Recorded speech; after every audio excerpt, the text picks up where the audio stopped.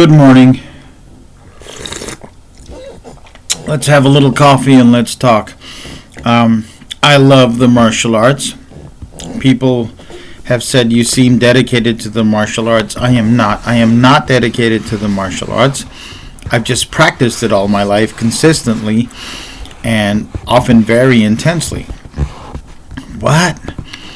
How can you do that and not be dedicated to the martial arts? You have to be dedicated to things that are difficult, that are a sacrifice, that are maybe serve a cause other than itself.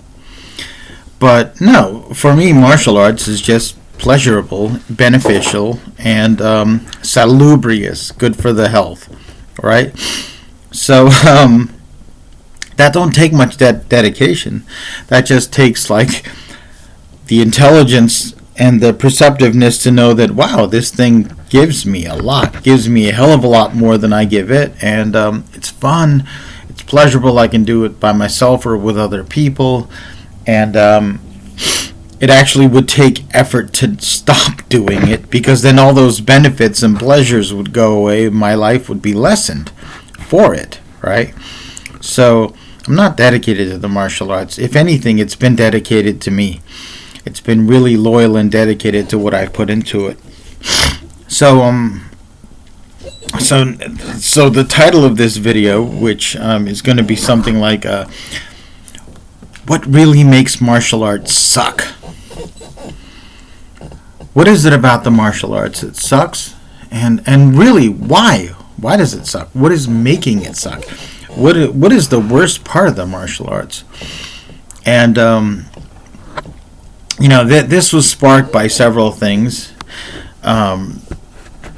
It's fall. I get out there and I jog a lot in the fall. In the summer, sometimes I'm in the gym a lot, or I'm on the bike. It's just too damn hot. And winter, of course, it can be freezing cold, and you might want to hit the gym or do exercise indoors.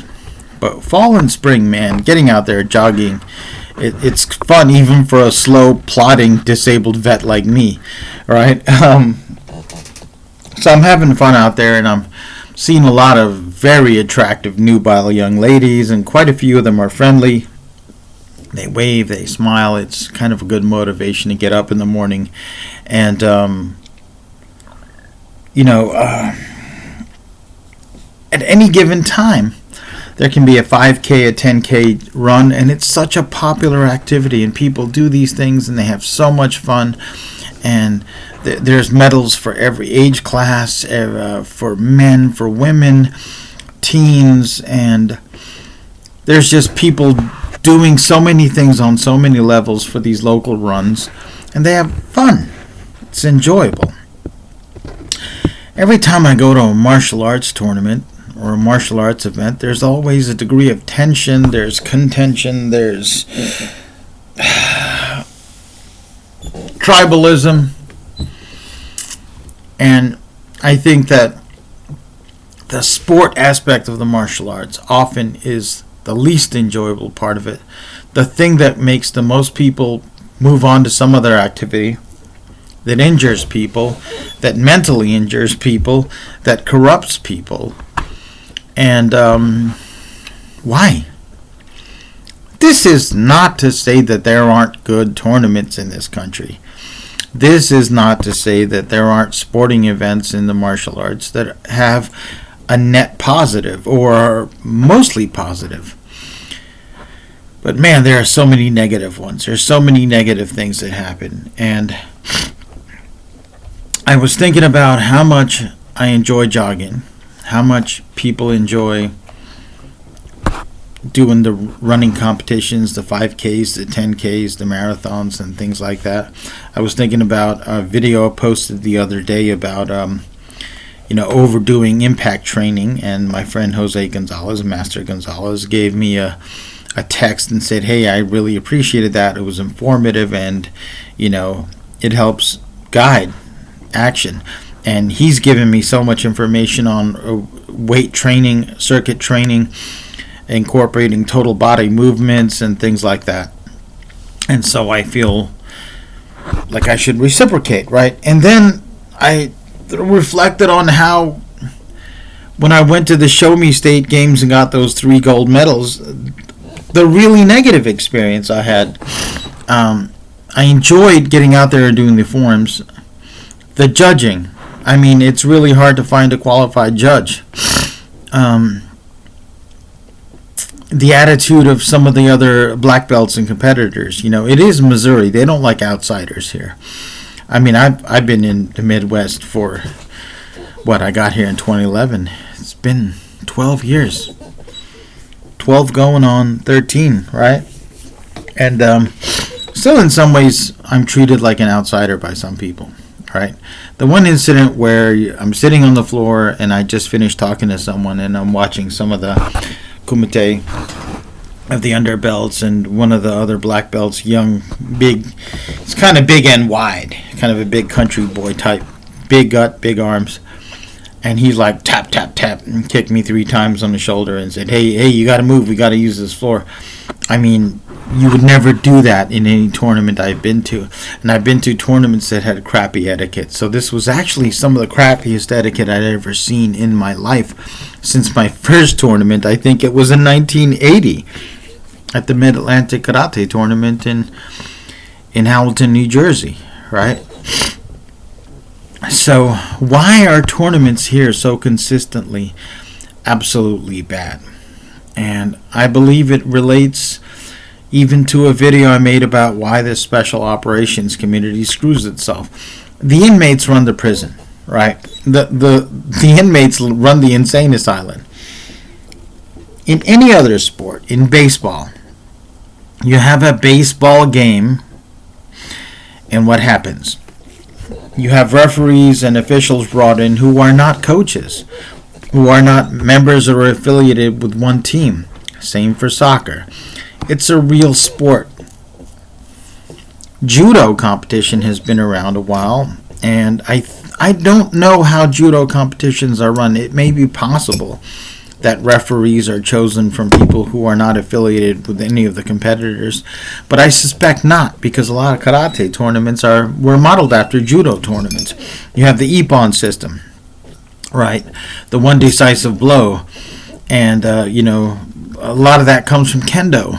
And yeah, if you've got a blade, one decisive blow, the battle's over. One throw in an actual street fight ends nothing. If you throw a person and stop, ends nothing most of the time.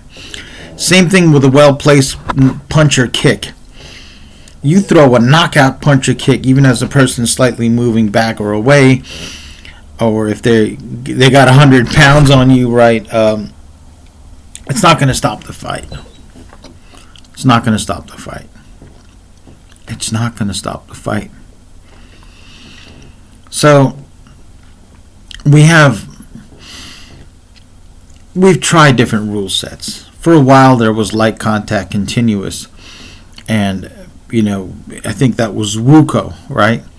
The Koreans came in and they created Olympic Taekwondo, and they hunkered down and they settled down and they really worked on standardizing that sport across the world and developing referees and things like that, and it became an Olympic sport. It became an Olympic sport fast, guys. When the WTF, yeah, that's what it was called back then, when the WTF decided that they were going to make this an Olympic sport, it was like rapid progress, and they all worked together with each other lockstep.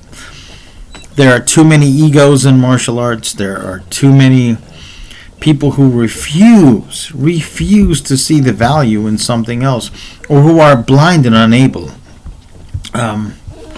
There's an instructor who was here, his name is, I think, Gamel,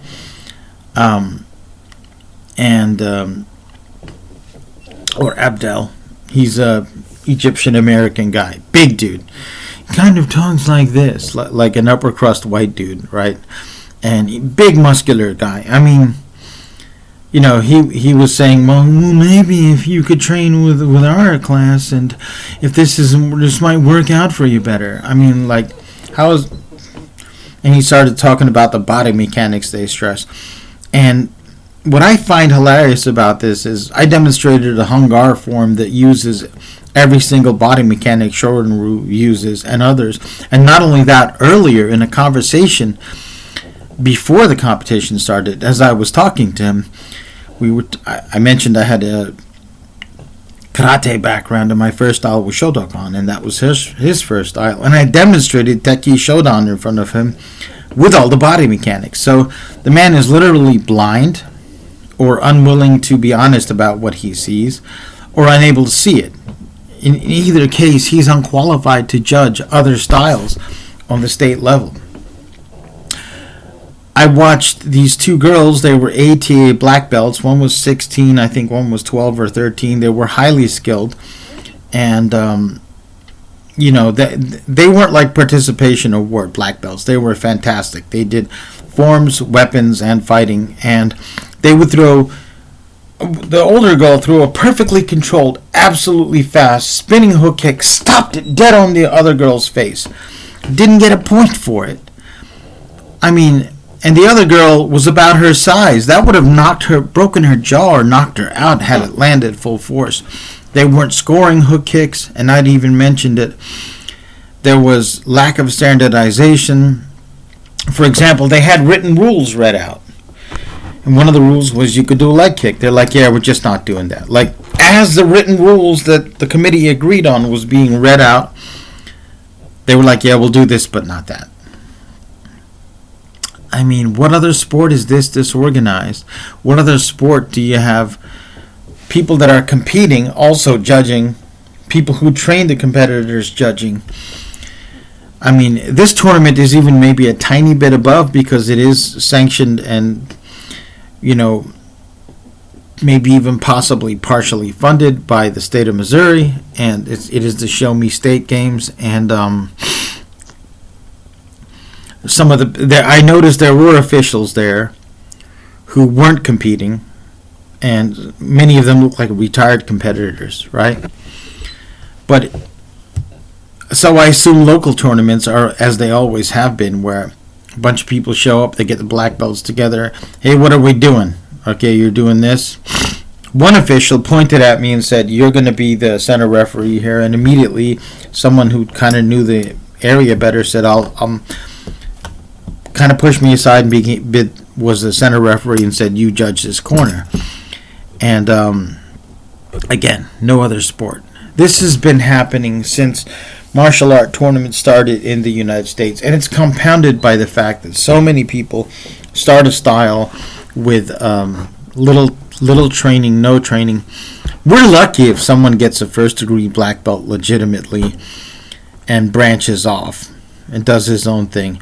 We're even luckier if someone gets a first-degree black belt and maybe a green belt in something else and declares him or herself a 10th dan in their new style. But oftentimes it's people that never got a black belt even in what they studied, and then maybe even didn't even study anything else and don't train anymore and just make it up as they go along, declaring themselves to be, high-ranking black belts or multiple black belts in multiple systems. It's sickening, right? And this has been our curse since this started. All the martial artists have never been able to get together and talk and say, hey, if we want a competitive format that's fair, that's an honest sport, right?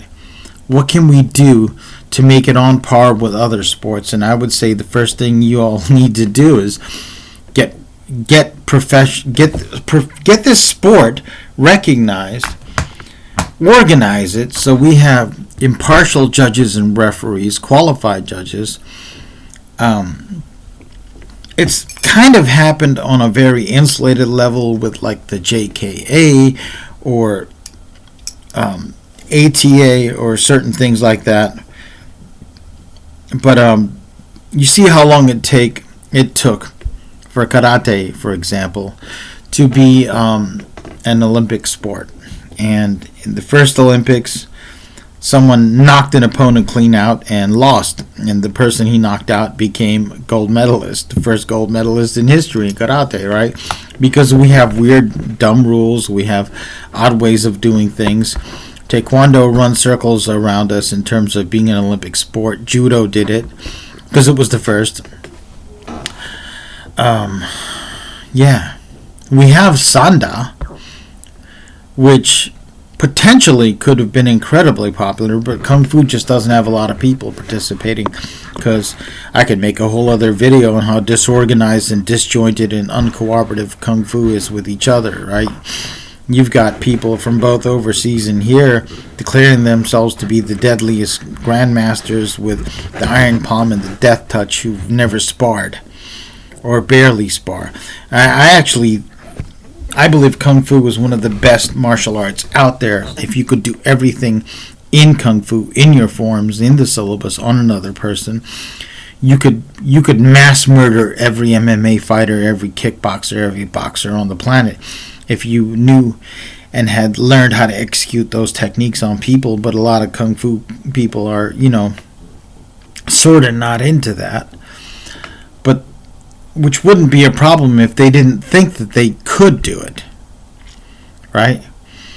You see the Choi Lei Foot people, they go out there and fight, and with their Choi Lei Foot. The Wing Chun people do that. Frankie's Honga clan, they can fight, but not with a lot of their Honga, right? And I have been involved in Kung Fu clubs and seen a few Kung Fu clubs that train with their Kung Fu, spar with their Kung Fu, compete with their Kung Fu, and have defended themselves with their Kung Fu. It's kind of rare, right?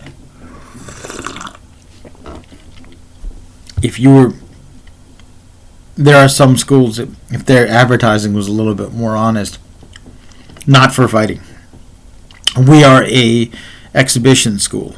Or, for many karate and taekwondo schools. We are a children's school, and, we focus on physical development and babysitting.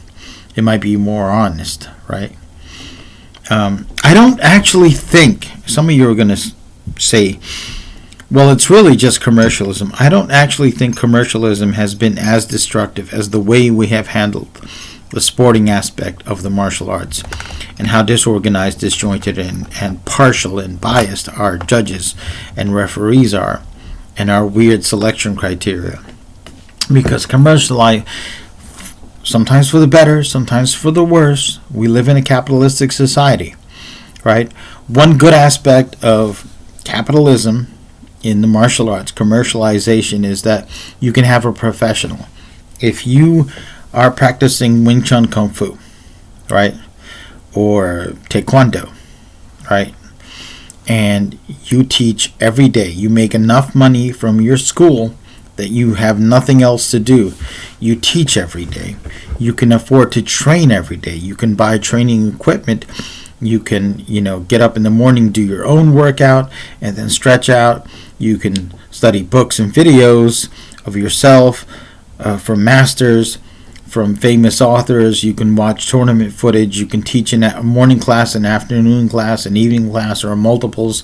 You can go to competitions. You can hone your personal skill, and you can hone your teaching skill constantly for decades.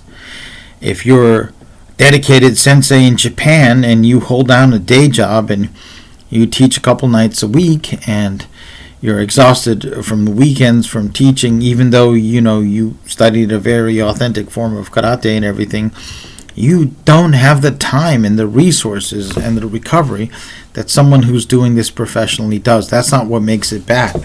Now, the bad aspect of commercialism is, what we used to call a black belt factory, or now they call it a McDojo, where the standards are incredibly low and you push people through the rank ladder. I always fought that, but, I've worked for different people. When I worked for Jeff Mack, who was a big influence on me in high school, he definitely commercialized. When I got out of the Marines, he was a little bit more lenient with a lot of things, and he'd be like, yeah, he's ready to test. I'm like, Jeffy's not ready to test. He barely knows the sequence of his staff form. And his other kata is pretty good, and he flinches a bit in sparring. I'd like to work with him a little bit one-on-one on how not to flinch. And he's like, no, come on. You're paying money. That was the attitude. And I tried to convince the parent, can you let him just wait out this test cycle and do another. And they're like, no. They were very indignant. And then what happened, it was the mother. And during his testing, he dropped the bow cutter. And she actually apologized to me and her son. Right? He wasn't ready. And I could have gotten him ready. And he had to drop it in front of other students for testing. And I, when she was like, I'm sorry, I'm like, he's going to pass. I'm going to pass him. And she's like, no, I'm really, really sorry. She went to her son, I'm really sorry, baby. And, I could tell that it was a little bit traumatic for her, right? Because she thought I was being unfair, or she thought I had some ulterior motive. And as a teacher, I want my students to do well, right? So commercialization, good and bad, but the way we have handled tournaments and continue to handle tournaments and even MMA matches and the corruption and fighting and all that, the exploitation, we have never gotten it right. And that's why we will never be baseball. We will never be football. We will never be something that the public school systems welcome into themselves and have a high school league, and where we have college leagues for maybe even different martial art aspects. We're lucky that collegiate judo is as popular as it is, but many colleges don't even have a club. Kendo is fairly standardized, but again, not much participation. We needed to have done better, and we did not, and it's our fault. I'm going to finish my coffee. I'm going to get breakfast, and I'm going to go hit that gym, and I'm going to do like a total body weight workout. And then the rest of the day is chill. But you think about what I said.